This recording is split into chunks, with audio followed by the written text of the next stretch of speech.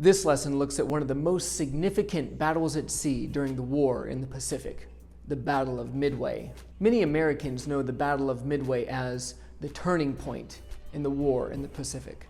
Japan was planning another attack on the United States, but the question was, where?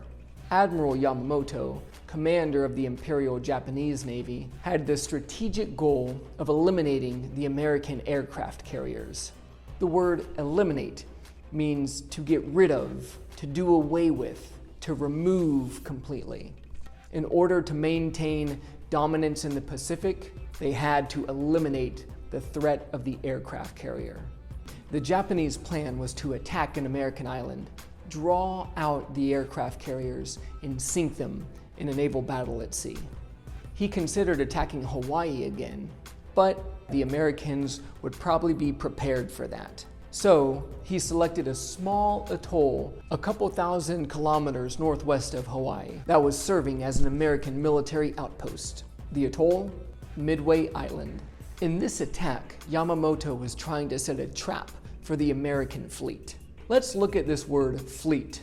The word fleet refers to the largest group of ships in a naval organization. The American Pacific Fleet consists of all the ships in the Pacific Ocean.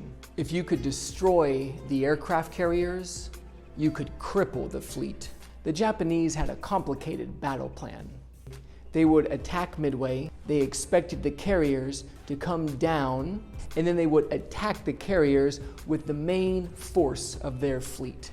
But before the attack took place, the Americans learned of their plan, and the Americans set a trap for the Japanese. They learned that the Japanese were going to attack Midway with 4 carriers. So they sent 3 American aircraft carriers to defend it.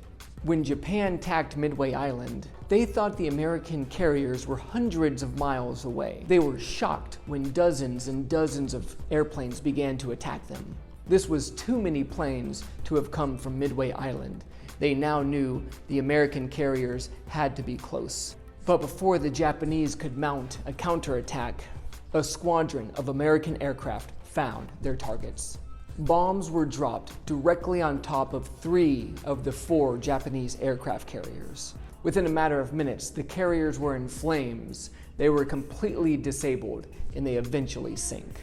The one remaining Japanese aircraft carrier launched a counterattack.